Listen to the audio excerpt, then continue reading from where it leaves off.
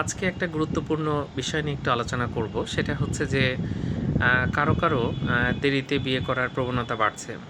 বিশেষ করে অনেক মেয়েরা চাচ্ছে আগে প্রতিষ্ঠিত হতে, তারপরে বিয়ে করতে এবং এর ফলে বয়স অনেক বেড়ে যাচ্ছে এবং তাদের মধ্যে স্তন ক্যান্সার হওয়ার চান্স কিন্তু অনেক বেশি থাকে। এটা মাথায় রাখতে হবে।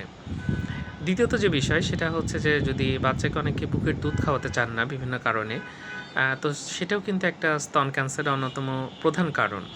আমাদের অনেকের দৈনন্দিন আমাদের অগোচরে এই ভুলগুলো হয়ে যাচ্ছে। দেরিতে বিয়ে হচ্ছে, দেরিতে বাচ্চা নিচ্ছে এবং বাচ্চাকে বুকের দুধ খাওয়াচ্ছে না, যেটা ২ বছর পর্যন্ত খাওয়ানো উচিত এবং ৬ মাস পর্যন্ত এক্সক্লুসিভ ব্রেস্ট ফিডিং করানো উচিত। এই শুধু দুধই খাবে, অন্য কিছুই খাবে না।